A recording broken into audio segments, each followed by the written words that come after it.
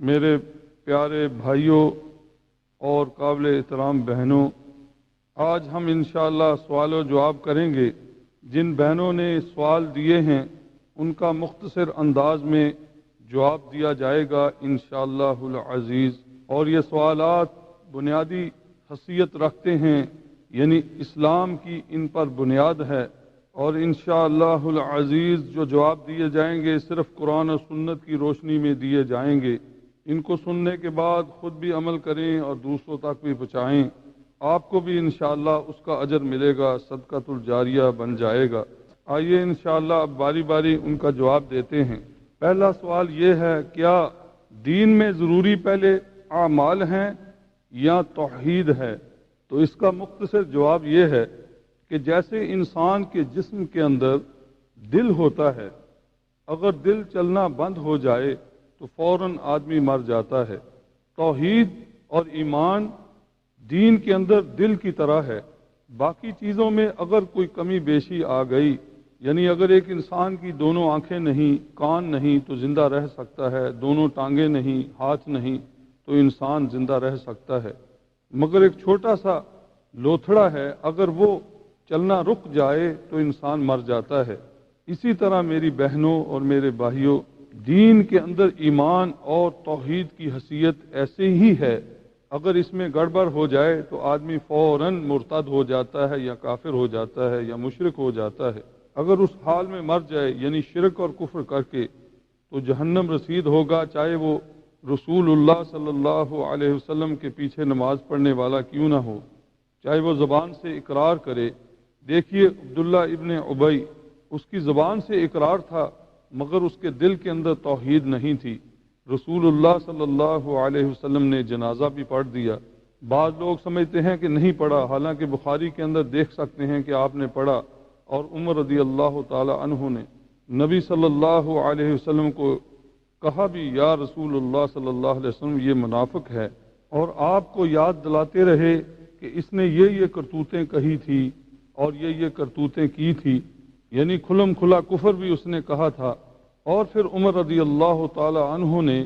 یہ آیت سورۃ توبہ کی 80 نمبر یاد دلائی۔ وہ آیت اس طرح ہے کہ اللہ تعالیٰ فرماتے ہیں، استغفر لهم او لا تستغفر لهم ان تستغفر لهم 70 مرة فلن يغفر الله لهم ذلك بأنهم كفروا بالله ورسوله واللہ لا يهدي القوم الفاسقین۔ ترجمہ یوں ہے کہ آپ ان کے لیے استغفار کریں یا نہ کریں، یعنی ان کے لیے بخشش مانگیں یا نہ مانگیں، یعنی کچھ فرق نہیں پڑے گا۔ آگے فرمایا کہ آپ ان کے لیے 70 بار بھی بخشش کی دعا کریں تو اللہ تعالیٰ ہرگز ان کو معاف نہیں کرے گا، اور یہ وجہ یہ ہے کہ انہوں نے اللہ اور اس کے رسول کے ساتھ کفر کیا، اور اللہ تعالیٰ فاسقین کو ہدایت نہیں دیتا۔ تو رسول اللہ صلی اللہ علیہ وسلم نے جب عمر رضی اللہ تعالی عنہ سے یہ بات سنی تو آپ نے فرمایا، مجھے اختیار دیا گیا ہے کہ ان کے حق میں دعا کروں یا نہ کروں، تو میں ایسا کروں گا کہ 70 سے زیادہ دعا کر لوں گا، یعنی 70 بار سے زیادہ دعا کر لوں گا۔ پھر عمر کہنے لگے، وہ تو منافق ہے یا رسول اللہ، اس کے باوجود آپ کے دل کی تمنا تھی کہ یہ بخشا جائے، اللہ اس کو معاف کر دے، اور آپ نے نماز بھی پڑھ لی، جنازہ بھی پڑھ لیا۔ پھر اللہ رب العالمین نے اسی صورت کے آگے یعنی 84 نمبر آیت میں ارشاد فرمایا، وَلَا تُصَلِّ عَلَىٰ أَحَدٍ مِّنْهُمْ مَاتَ أَبَدًا وَلَا تَقُمْ عَلَىٰ قَبْرِهِ إِنَّهُمْ كَفَرُوا بِاللَّهِ وَرَسُولِهِ وَمَاتُوا وَهُمْ فَاسِقُونَ۔ ان میں سے یعنی منافقین میں سے اگر کوئی مر جائے تو آپ ان کا جنازہ مت پڑھیں اور ان کی قبر پر بھی نہ کھڑے ہوں، کیونکہ انہوں نے اللہ تعالیٰ اور اس کے رسول سے کفر کیا ہے اور فسق کی حالت میں مر گئے، یعنی گناہ کی حالت میں مر گئے، کفر و شرک کی حالت میں مر گئے۔ تو یہ بات آپ کو سمجھ آ گئی کہ اصل میں ایمان بنیاد ہے۔ میں اکثر آپ کو مثال دیا کرتا ہوں کہ اگر آپ نے گنتی لکھنی ہے، 1 لکھ دیں اور 0 لگاتے چلے جائیں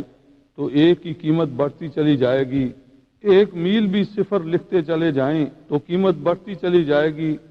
اور اگر 1 کو مٹا دیا جائے تو سارے 0 رہ جائیں گے۔ اعمال کی قیمت ایمان کے بعد ہے، نہ کہ ایمان سے پہلے، اور دونوں چیزوں میں بیلنس رکھنا بہت ضروری ہے۔ اگر ایک آدمی کے پاس صرف ایک ہو اور صفر نہ ہو تو صفر نہ ہونے کی وجہ سے ایک کی قیمت کتنی کم ہوگی کہ وہ ایک ہی ہوگا، اور اگر صفر لگا دیے جائیں گے تو قیمت بڑھتی چلی جائے گی۔ جنگ احد میں ایک آدمی رسول اللہ صلی اللہ علیہ وسلم کے پاس آیا اور کہنے لگا کہ پہلے میں جہاد کروں یا ایمان لاؤں، کیونکہ مجھے یقین ہو گیا ہے کہ آپ اللہ کے رسول ہیں۔ تو آپ نے اس کو یہ نہیں کہا کہ پہلے جہاد کرو، بلکہ کہا پہلے ایمان لاؤ۔ اس نے شہادت دی، اس کے بعد وہ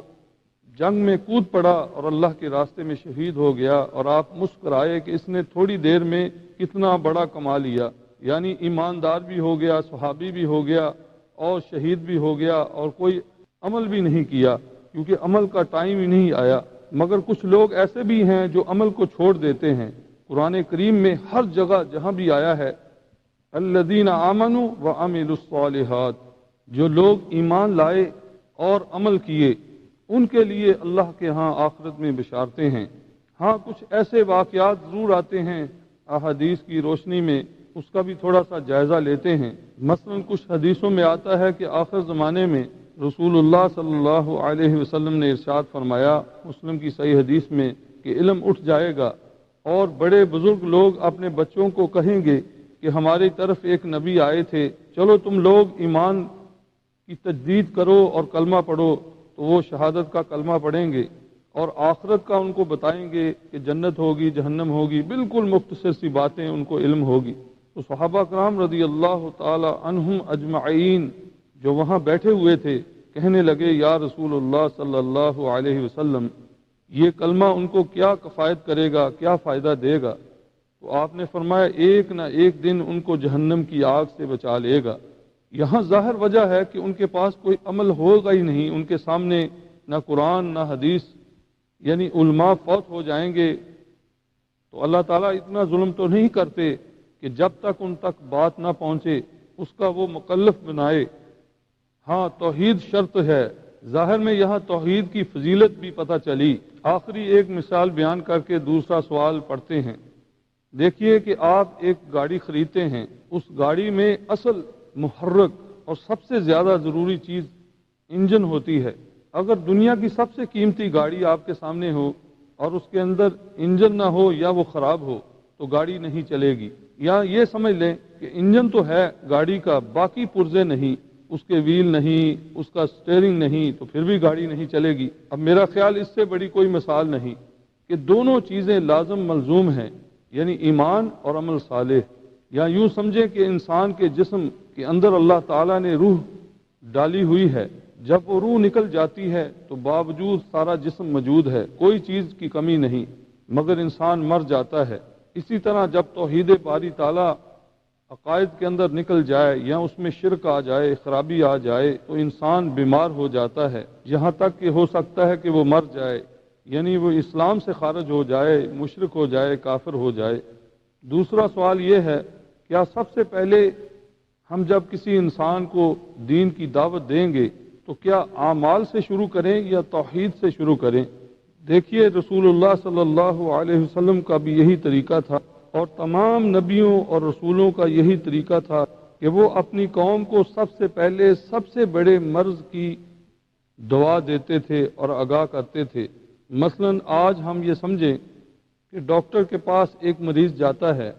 ایک طرف اس کو کچھ چھوٹی بیماری ہے اور دوسری طرف کینسر ہے، تو ڈاکٹر صاحب سب سے پہلے کہیں گے کہ بڑی چیز کا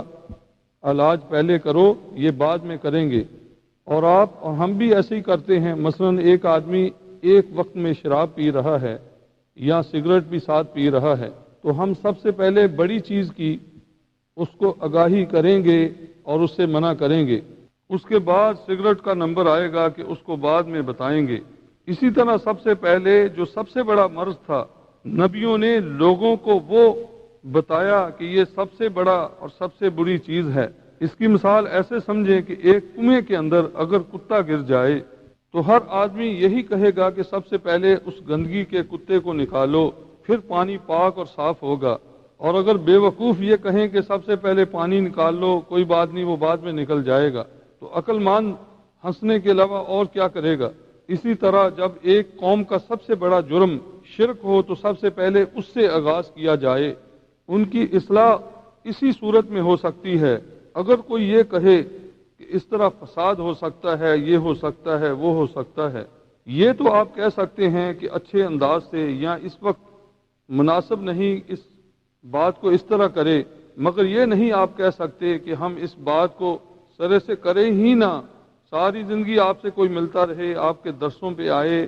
آپ کی بات سنیں، مگر آپ توحید کا اس کو اس لیے نہیں بتائیں کہ یہ دور بھاگ جائے گا، تو آپ یہ سمجھیں کہ آپ نے پھر اس کے ساتھ خیر خواہی نہیں کی۔ آپ کی مثال اس ڈاکٹر کی طرح ہے کہ جس کے پیٹ کے اندر کینسر ہے اور لالچی ڈاکٹر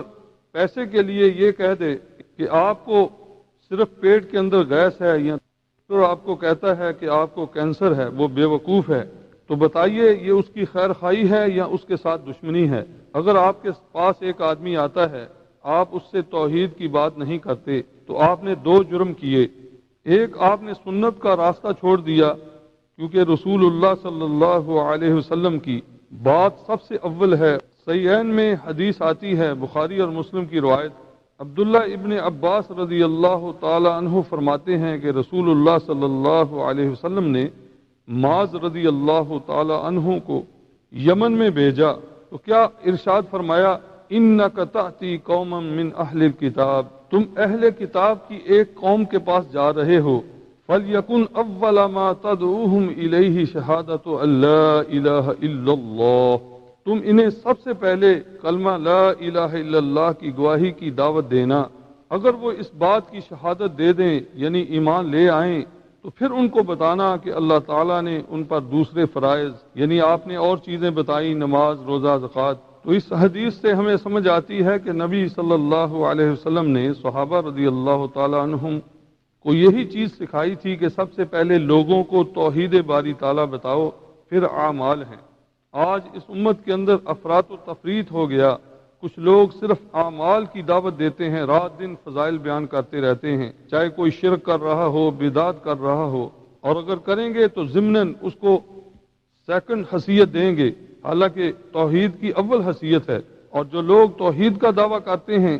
ان میں صرف یہی ہے کہ وہ توحید کی دعوت کے ساتھ اعمال کی دعوت دینا چھوڑ دیتے ہیں یا کمی کر دیتے ہیں۔ دیکھیے قرآن کریم نے بھی رسول اللہ صلی اللہ علیہ وسلم کو یہی بات سب سے پہلے سکھائی۔ سورہ آل عمران میں 64 نمبر آیت میں رب العالمین ارشاد فرماتے ہیں، قُلْ يَا أَهْلَ الْكِتَابِ تَعَالَوْا إِلَىٰ كَلِمَةٍ سَوَاءٍ